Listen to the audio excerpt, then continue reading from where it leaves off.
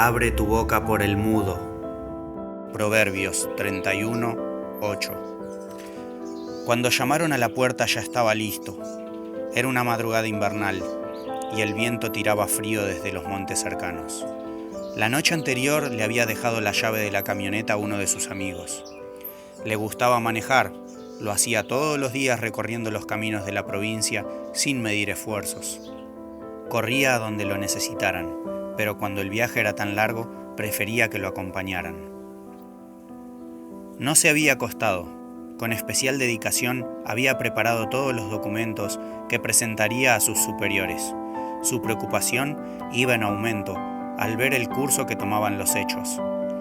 Lo había denunciado en reiteradas oportunidades, pero los oídos de los que deberían concurrir en su ayuda estaban sordos, cerrados, ausentes. No bastaba que no se conociera el paradero de 2 sacerdotes de la capilla de San Antonio y que las casas de los integrantes del grupo parroquial hubieran sido pintadas con leyendas amenazantes. ¿No era suficiente que ya se hubiera confirmado el desconocimiento del paradero de un sacerdote que evangelizaba en el monte santiagueño? Y la sospecha que cada vez tomaba más asidero de la desaparición de otro en los valles cordobeses. ¿No bastaba que a él mismo lo hubieran apedreado como a la mujer adúltera a la salida de misa solo por defender a los más necesitados? Era locuaz, contundente en sus afirmaciones cuando se trataba de defender la verdad y la justicia. Desde el momento en que definió su vocación, abrazó la letra pura del Evangelio y su opción por los pobres. Tal vez porque él mismo había crecido en la escasez. Tal vez porque estaba convencido de que se nace con una misión y él la había vislumbrado desde muy joven. Siendo adolescente había llegado a sus manos el libro El pobre de Asís, del novelista griego Kazantzakis. El ejemplo de Bernardone perseguía sus sueños, se enamoró de San Francisco y su única aspiración de idealismo juvenil era poder imitarlo. Ingresó a la orden de los franciscanos a los 17 años y un tiempo más tarde se graduó de sacerdote. Él no tenía riquezas para repartir, su única riqueza era la palabra del Evangelio, y con ella llegaría, si fuera necesario, con los pies llagados y sus vestiduras harapientas, como lo hizo el santo, hasta las más altas autoridades. Subió a la camioneta, en el asiento del acompañante, puso el portafolio en el asiento trasero y se restregó las manos por el frío. «Buenos días, Eugenio. Nos espera un viaje largo y difícil», dijo mientras se abrazaban. «Entre mate y mate se irá pasando el tiempo», acotó el conductor. «Rezar un rosario de vez en cuando no vendrá mal. Ni los perros andan. Es la quietud y el silencio de los inocentes», agregó limpiando el vaho del rocío y mirando por la ventanilla.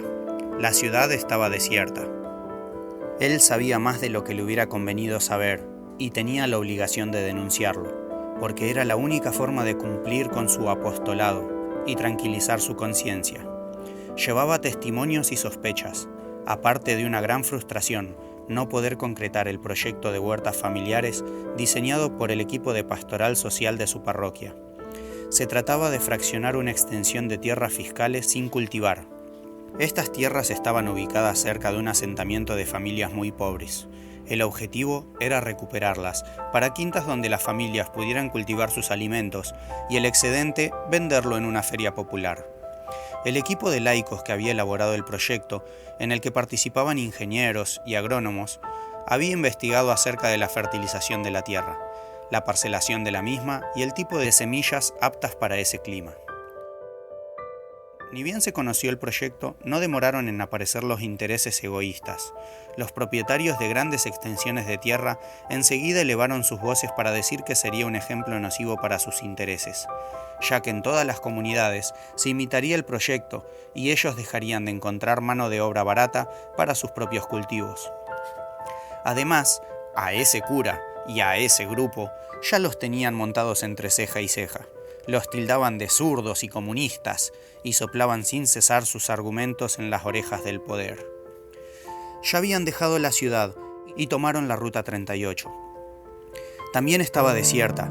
Era noche cerrada aún. El conductor vio cómo el sacerdote se dormitaba. Habían recorrido pocos kilómetros cuando comenzó a observar las luces de un vehículo que parecía seguirlos. Si él bajaba la velocidad, el otro hacía lo mismo, y otro tanto se aceleraba. Probó unas cuantas veces y cuando ya no le quedaban dudas de que los seguían, llamó a su compañero. Monseñor, monseñor. Que me llames así ya es preocupante, Eugenio. Monseñor, creo que nos están siguiendo. El obispo dio vuelta su cabeza y observó por unos minutos las luces del otro auto. Acelera con todo. No tengo duda de que nos siguen. El conductor exigió al máximo el motor de la camioneta, pero justo en la primer curva que tenían que tomar, otro vehículo salió de las sombras cerrándoles el paso. Con el propósito de evitar un choque frontal, Eugenio apretó instintivamente el freno. La camioneta dio 2 vueltas de campana y sus ocupantes quedaron tirados a orillas del camino. El obispo estaba apretado contra la tierra. No podía mover ni un solo músculo de su cuerpo. Su cabeza había quedado girada hacia el este. En unos minutos que tuvo de lucidez, escuchó pasos y una voz que decía: «Dale con todo». «Es mi turno», pensó. Lo último que alcanzó a ver fue un haz de luz casi divina que se filtraba entre los montes de olivos. Un océano enorme y blando se lo tragó en un instante. Postdata: cualquier semejanza con la realidad es pura coincidencia. Una luz entre los montes de olivos. Un cuento de Mirta Luján Mantovani.